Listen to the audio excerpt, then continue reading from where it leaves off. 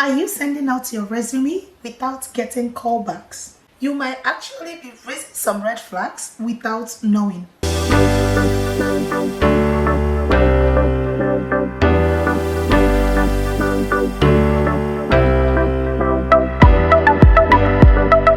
Hi my beautiful family, welcome back to another interesting video.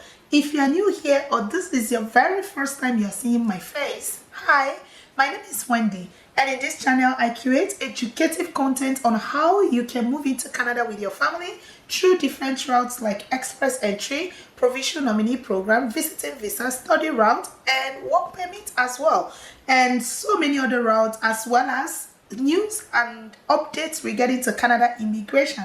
If this sounds really interesting or this is the type of video you have been searching for, then consider yourself you are absolutely in the right channel. And for my returning subscribers, thank you so much for watching on today's video.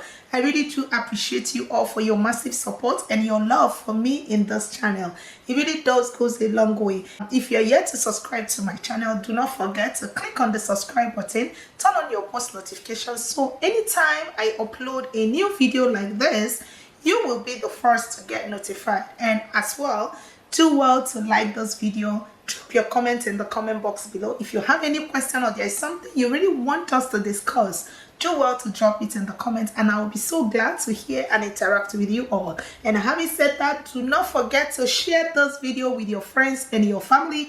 Anyone you know that will benefit from today's video, kindly share with them. And don't forget that sharing is absolutely caring. I know very well my voice looks clacky. Guys, please pardon me. I've been under the weather for a couple of weeks now, but I feel like this is a good topic to come in here and share with you, and I hope my voice is not that so bad that you cannot hear me. All right, so we're going to be delving right into today's video. I'm very sure that it feels so sad, like I am a victim of this. Whenever I turn in my resume, maybe I want to apply for a job and I send in my resume and there is no feedback, nothing was given to me, it makes you feel as if you don't know what you're doing. There are certain things that might be a hindrance towards this kind of mistakes, right? And these are the things we are going to be talking about today to make sure you don't make such mistake. And the very first thing I have in my list that could be a red flag towards hiring managers not getting back to you. Typos and grammar error can be a big red flag towards hiring managers or recruiters reaching out to you when you send in your resume. And why is it a problem? It's a problem because it shows lack of attention to detail. That shows them that maybe probably you are not going to be paying attention to detail. And how can you possibly fix this? Now, one thing I will tell you, I always use Grammarly, and that has really helped me a whole lot. Grammarly is another tool which is absolutely free. They have a free version and they also have a paid version. You can as well use Grammarly. When you finish your resume, you copy the whole resume, turn it in Grammarly, and it's going to highlight all the errors you have in your resume and give you words that can correct them. All right, you read your resume aloud. You can as well read it aloud to someone. You can read it to your family, or maybe your husband if you're married. You can read it to your friend if you have a friend, and let them see and tell you where you make some mistakes. So number 2 is unexplained employment gap. I know a lot of people might be working, but at some point they will put a pause in their career. If you do not explain this very well, it can be a red flag.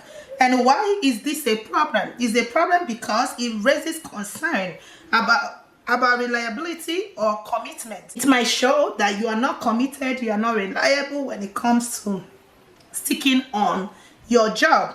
And how possibly can you fix this kind of a red flag? You will briefly explain gaps in your cover letter or your resume, right? Break it down. If there is, like, I know some people will take some break in order to like upskill their career, go in and start more training, or maybe try to go back to school. All these things you need to explain it very well, because that is the only way the hiring manager will know, oh, this is the reason behind you having a gap in your resume. While I know some people, can go for maternity leave, or maybe they have some kind of health challenges. All these things are very important. You make it clear so there won't be any misconception, right? The third one that we have is vague job description. When you are having a vague job description, you are putting your hiring manager or your recruiter on the edge of not understanding exactly what you did, right? And why is this a problem? It's a problem because it doesn't show what you have accomplished, right? You need to be clear enough to show that these are the things I have done in the past. These are the things I have accomplished, right? And how do you fix this? You can fix this by using metrics.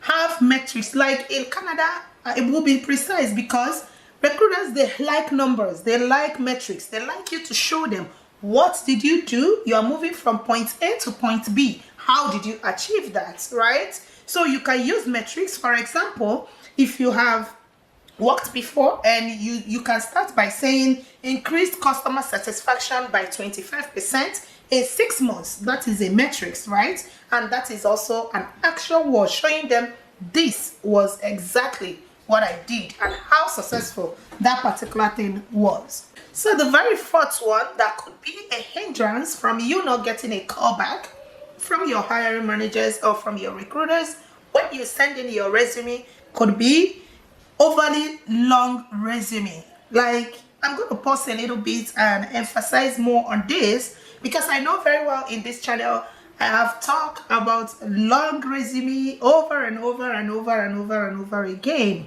and I'm happy that I'm bringing it up again.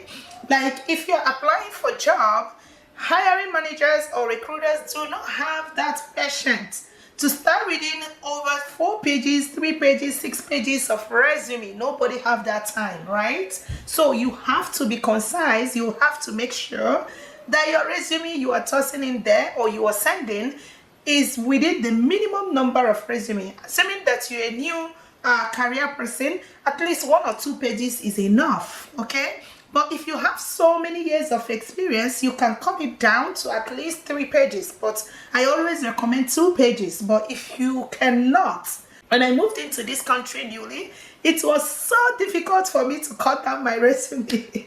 When people are telling me it's 1 page or 2 pages, I'll be like, how come? I have up to 5 pages of resume. How can I trim down this?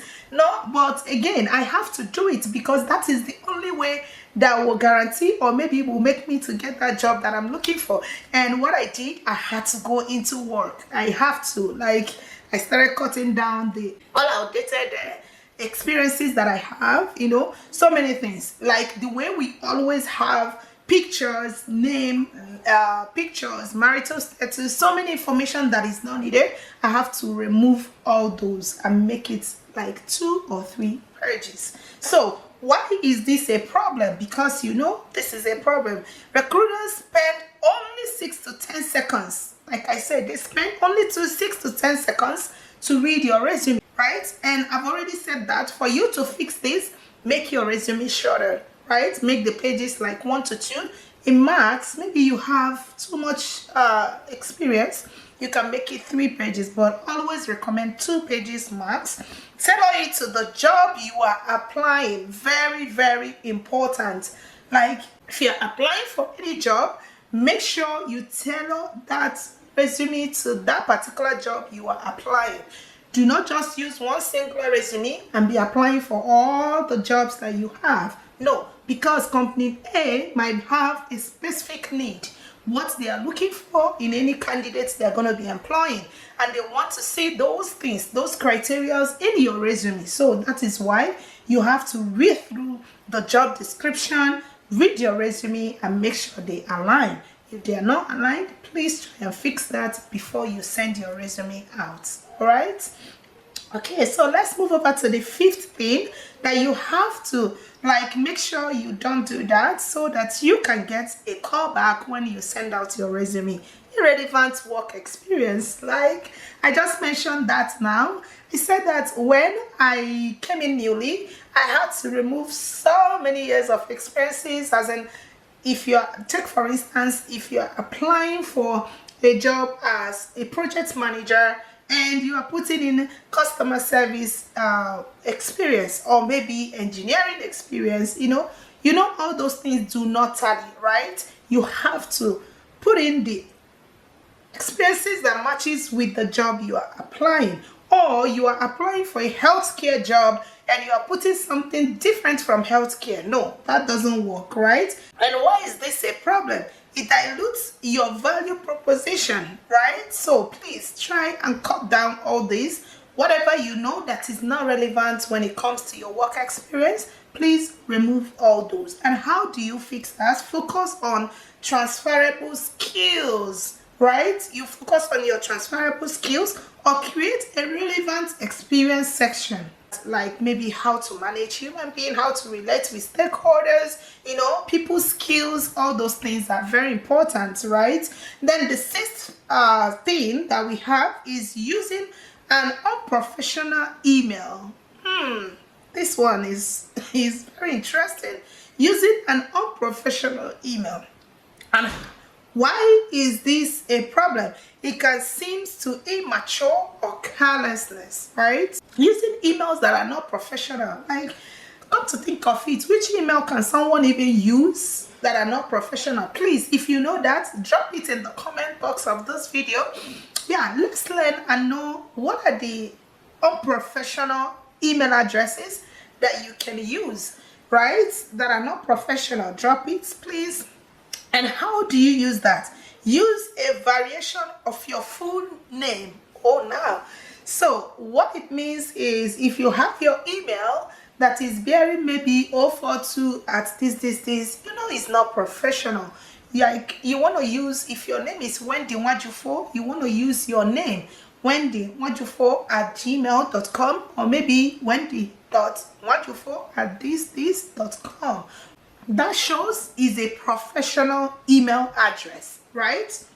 Now, let's go over to the last but not the least, right? There are so many of them, but we're going to be stopping at the seventh one because we don't want this video to be too long, right? Lack of keywords. Very important. I feel like this is supposed to be the first one, right? When your resume is lacking the keywords, honestly speaking, it's not a good thing.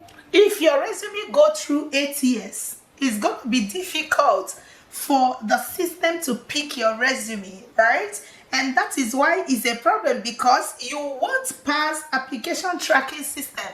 Yeah, having a keyword in your resume, to be honest with you, it's a very good thing. And that is why I said, before you apply for any job, look at the job description, read it very well. There are keywords that is there you are supposed to put in there.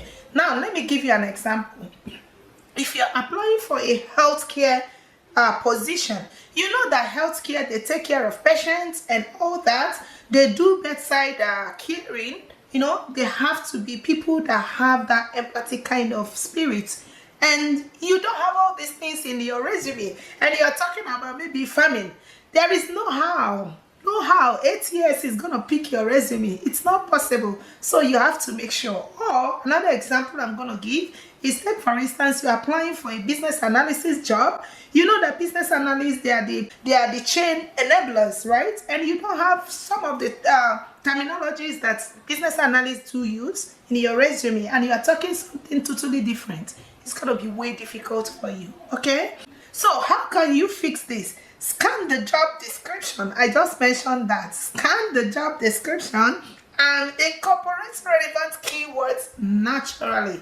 Do not do copy and paste. I'm not a party of you doing copy and paste, but again, you can transform, or you can rewrite. You can rewrite those job descriptions to suit exactly what you have done before.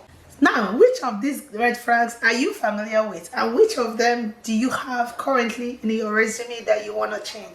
Drop it in the comment box below and let's interact.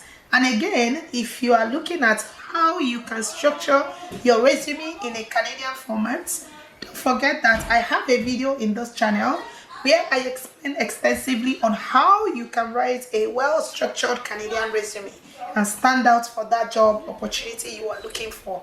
Check out that video, or you can check the description of this video and you will definitely see that in this video.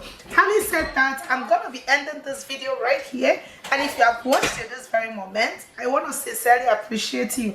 Thank you so much for sticking around. I hope this video has been of great help. I hope you're going to be implementing some of all these things that I mentioned, like fixing them in your resume so that you can stand out, your resume can stand out, and again, you will receive your next call for an interview. And I'm using this opportunity to wish you all the very best in your job pursuits, and thank you so much. If you haven't subscribed to my channel, do well to click on the subscribe button, turn on your post notification, so in that way you will not miss any of the fantastic videos I do put out here. And don't forget to share this video with your friends and your family. Anyone you know that will benefit from today's video, kindly share with them.